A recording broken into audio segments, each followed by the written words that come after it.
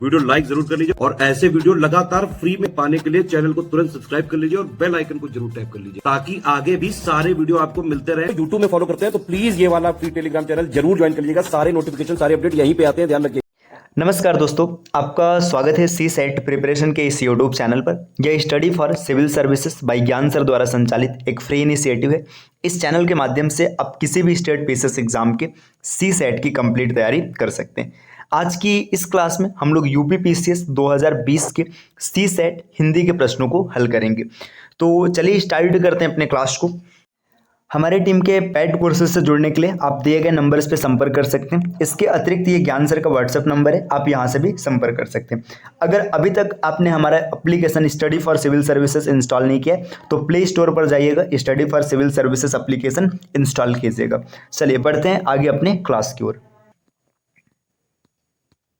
देखिए यहाँ पर पहला प्रश्न दिया है, यथाशक्ति में कौन सा समास है। देखिए आपको ये बताना है कि यथाशक्ति में कौन सा समास होगा। तो जो यथाशक्ति है, यथाशक्ति में अव्ययी भाव समास है। देखिए अव्ययी भाव समास क्या होता है, इसका प्रथम पद अव्यय होता है, आप याद रखिएगा आसानी से। इसका एक शॉर्ट ट्रिक है, आप याद रखिए, अगर कभी भी कोई शब्द यथा, अनु, बे, आव, प्रति, भर, आ इत्यादि इन सब शब्दों से शुरू होता है तो वो शब्द हमेशा अव्ययी भाव समास होता है। जैसे देखिए यथाशक्ति, यथारूप, है ना, यथा अब संभव। अब जैसे अनु की बात करेंगे, जैसे अनुरूप, अनुकूल, ठीक है, अनुशासन, बेजुबान, है ना, बेसहारा, प्रतिदिन, प्रत्येक, भरपेट, आजन्म, आमरण, ये सब हो गया। इसके अतिरिक्त बदसूरत, तो ये सब ऐसे शब्द जब भी कभी आपको मिलते हैं तो उसमें हमेशा अव्ययी भाव समास होता है। चलिए अब आते हैं दूसरे प्रश्न पर। निम्नलिखित में काम के लिए कौन सा शब्द प्रयुक्त नहीं होता। आपको ये बताना है कि काम के लिए किस शब्द का प्रयोग नहीं किया जाता है। तो काम मतलब कामना होता है, ठीक है, कामना अगर आ गया तो फिर इच्छा भी आ जाएगा क्योंकि दोनों पर्यायवाची है, और काम का मतलब कार्य भी होता है। तो ये ए, डी और बी, ये तीन विकल्प ऐसे जो काम के लिए प्रयुक्त किए जाते हैं। तो इसमें सही उत्तर हो जाएगा स्वभाव। स्वभाव ऐसा शब्द है जो काम के लिए प्रयोग नहीं किया जाता।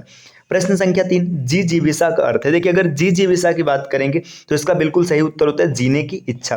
ठीक, अब देखिए यहाँ पर जीने की इच्छा हो गया, लेकिन अगर कभी जीतने की इच्छा अगर ये शब्द आ जाए तो इसका अर्थ होता है जिगीसा। आपको इसको याद रखना है, जीतने की इच्छा जो होता है इसको लिखा जाता है जिगीसा।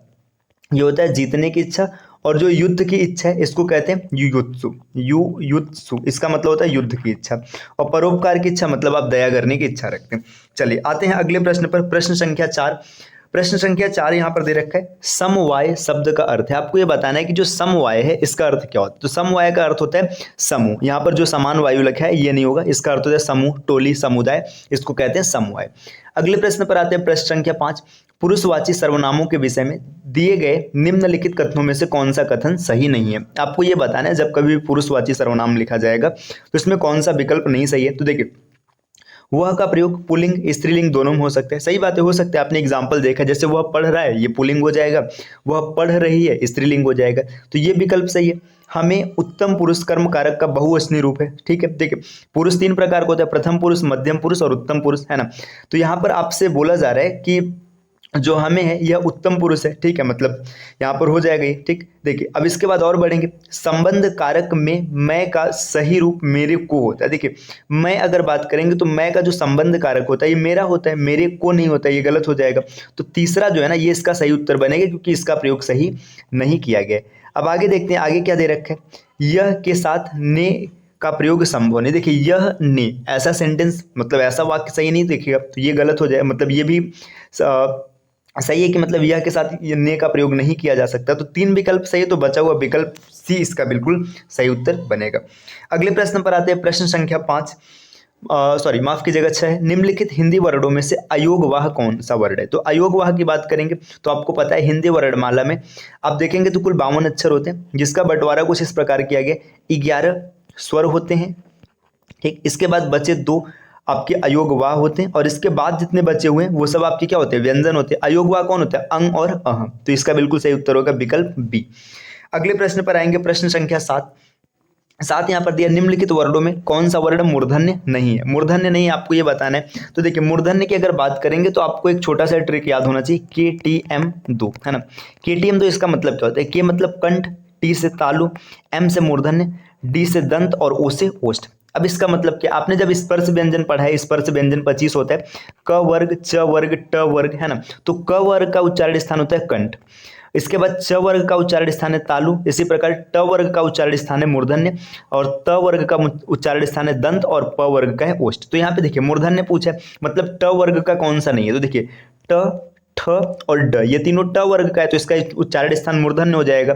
जो ज है, ज का उच्चारण स्थान मूर्धन्य नहीं है, ज का उच्चारण स्थान क्या हो जाएगा, तालु या तालव्य भी बोल लीजिए। अगला प्रश्न, 8 कन्नौजिया 9 चूल्हे, लोकोक्ति का अर्थ है। तो 8 कन्नौजिया 9 चूल्हे का मतलब होता है अलगाव की स्थिति, तो इसका बिल्कुल सही उत्तर है विकल्प बी। अब बढ़ते हैं अगले प्रश्न पर, प्रश्न संख्या 9 यहाँ पर एक गद्यांश दिया है 9 से 13 के लिए। अधोलिखित गद्यांश को ध्यान से पढ़िए और प्रश्न संख्या 9 से 13 के उत्तर इस गद्यांश के आधार पर दीजिए। धर्म मनुष्य के भीतर निहित देवत्व का विकास करता है। धर्म न तो पुस्तकों में है न ही सिद्धांतों में, यह वह केवल अनुभूति में निवास करता है। धर्म अंधविश्वास नहीं है, धर्म अलौकिकता में नहीं है, वह जीवन का अत्यंत स्वाभाविक तत्व है।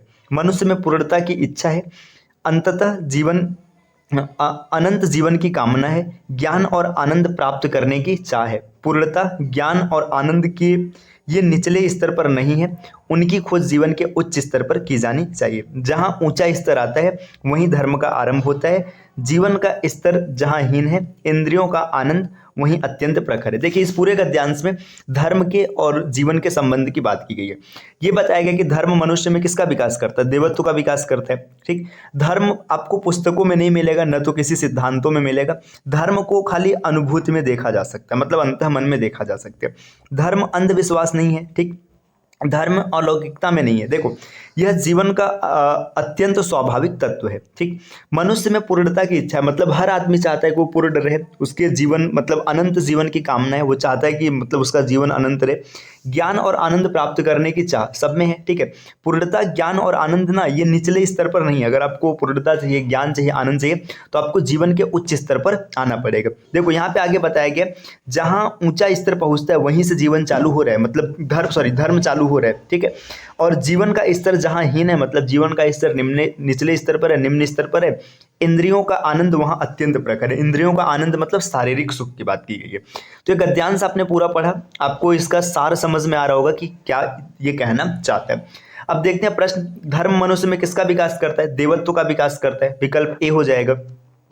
अब अगला क्वेश्चन है धर्म कहाँ निवास करता है। आपने देखा था कि धर्म अनुभूति में निवास करता है, तो विकल्प सी सही हो जाएगा।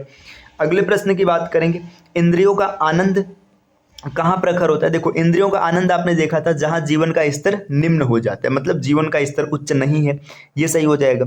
अगले प्रश्न पर बढ़ते हैं, जहाँ देखिए इसमें क्या है, जीवन के उच्च स्तर पर पहुंचने के लिए किन तत्वों की आवश्यकता होती है। तो देखिए जीवन के उच्च स्तर तक पहुंचने के लिए क्या चाहिए आपको, पूर्णता, ज्ञान और आनंद, है ना। ये जीवन के उच्च स्तर पर मिलता है, तो आपके पास अगर ये रहेगा तो जीवन का उच्च स्तर मिल जाएगा। अगले प्रश्न पर आते हैं, उपर्युक्त गद्यांश का उचित शीर्षक क्या हो सकता है। अब ये पूछा जा रहा है कि इसका उचित शीर्षक क्या है। देखिए आपसी सद्भाव, इसकी बात नहीं किया गया, कर्म की बात नहीं किया गया, सुख की बात नहीं किया गया, धर्म की बात किया गया, तो इसका बिल्कुल सही उत्तर है विकल्प डी। अब बढ़ते हैं अगले प्रश्न पर, प्रश्न संख्या 14। इसमें पूछा जा रहा है परिताप शब्द का अर्थ। जो परिताप होता है, परिताप का मतलब होता है दुख, विलाप, संताप, तो इसमें हो जाएगा संताप, विकल्प डी। कभी न कभी में कौन सा विशेषण, कभी न कभी में अगर हम लोग बात करेंगे तो यहाँ पर है यौगिक विशेषण, विकल्प ए इसका बिल्कुल सही उत्तर बनेगा। अगले प्रश्न की बात करते हैं, प्रश्न संख्या 16 यहाँ पर दे रखा है, निम्नलिखित में विवृत स्वर है। देखिए विवृत स्वर क्या होता है, ऐसा स्वर मतलब जिसको बोलते समय आपके जो मतलब मुख है ना, मुख में ओ की आकृति बने, तो ऐसे विवृत स्वर सामान्यतः आ को माना जाता है, लेकिन यहाँ पर ये आ को माना जाता है, आ यहाँ पर नहीं दिया, तो यहाँ पर आप आ से मिलता जुलता ओ है, तो ओ बिल्कुल सही हो जाएगा, विकल्प डी। अगला प्रश्न, प्रश्न संख्या 17। देखिए यहाँ पर दिया निम्नलिखित वाक्यों में कौन सा वाक्य विराम आदि चिन्ह की दृष्टि से शुद्ध है, मतलब कौन सा वाक्य ऐसा जिसमें विराम चिन्ह का सही प्रयोग किया गया है। देखिए क्रोध चाहे जैसा भी हो मनुष्य को दुर्बल बनाता है, क्रोध के बाद कॉमा लगा है, सही है, चाहे जैसा भी, देखिए यहाँ पे पूर्ण विराम लगा है, यहाँ पे वाक्य खत्म नहीं हुआ है, मतलब समाप्त नहीं हुआ है, तो ये इसका बिल्कुल गलत, मतलब ये गलत हो जाएगा। क्रोध यहाँ पे ये देखिए विस्मयादि बोधक चिन्ह लगा है, तो विस्मयादि बोधक तो इसमें कोई आश्चर्य की बात नहीं, ये भी गलत हो जाएगा। फिर देखिए क्रोध यहाँ पर पूर्ण विराम लगा, ये भी गलत हो गया। 3 विकल्प अगर गलत हो गए तो विकल्प सी बिल्कुल सही उत्तर बन जाएगा, क्योंकि 3 कटने के बाद एक ही बचा है। अगले प्रश्न पर आते हैं, प्रश्न संख्या 18। 18 में पूछा जगत प्लस ईस बराबर जगदीश में कौन सी संधि। देखिए यहाँ पे एक चीज आप ध्यान दीजिएगा, ये जगत प्लस ईस जो है ना इसमें व्यंजन संधि बनेगी, लेकिन यहाँ पे थोड़ी सी मिसप्रिंट है। यहाँ पे ना ये त के नीचे हलंत लगा होना चाहिए। अगर कभी भी जगत प्लस ईस अगर इस प्रकार से लिखा जाएगा तब तो ये बन जाएगा जगदीश, है ना, जगदीश बन जाएगा। और अगर जगदीश बनेगा तो यहाँ पर क्या हो जाएगा, यहाँ पर गुण स्वर संधि हो जाएगा, तो ये गुण स्वर संधि हो जाएगा। और अगर यहीं पर ऐसे लिखा जाए जगत प्लस ईस तब ये बनेगा जगदीश, और जब जगदीश बनेगा तो यहाँ पे व्यंजन संधि होगा। तो यहाँ पर जगदीश दे रखा है, तो जगदीश के अनुसार अगर देखेंगे तो व्यंजन सही होगा, लेकिन यहाँ त के नीचे हलंत लगा होना चाहिए। अगर हलंत नहीं लगा रहेगा तो ये आपका क्या बन जाएगा, ये बन जाएगा स्वर संधि। ठीक है, तो इसका बिल्कुल सही उत्तर है व्यंजन संधि, क्योंकि यहाँ पे जगदीश दे रखा है। ठीक है, अब आते हैं अगले प्रश्न पर। नेक्स्ट प्रश्न संख्या 19 दिया है, जिस मूल शब्द में विकार होने से क्रिया बनती है उसे कहते हैं। तो क्रिया किससे बनता है, क्रिया धातु से बनता है ना। तो यहाँ पे सर्वनाम नहीं होगा, विशेषण नहीं होगा और प्रत्यय भी नहीं होगा, तो धातु से क्रिया बनता है, विकल्प सी।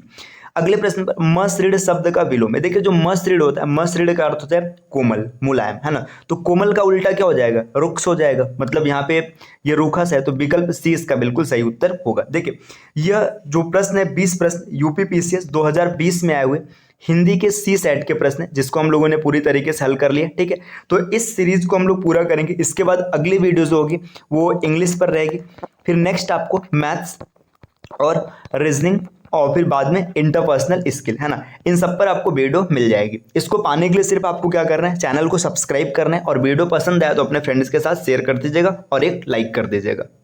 अगर आप इसी प्रकार तैयारी करना चाहते हैं तो हमारी टीम के पेड कोर्सेज से जुड़ने के लिए इन नंबर्स पे आप संपर्क कर सकते हैं। इसके अतिरिक्त प्ले स्टोर से स्टडी फॉर सिविल सर्विसेज का एप्लीकेशन जरूर इंस्टॉल कीजिएगा, और हमारे चैनल सी सेट प्रिपरेशन को सब्सक्राइब कीजिएगा। वीडियो अगर आपको पसंद आए तो लाइक कीजिएगा और अपने फ्रेंड्स के साथ शेयर कीजिएगा।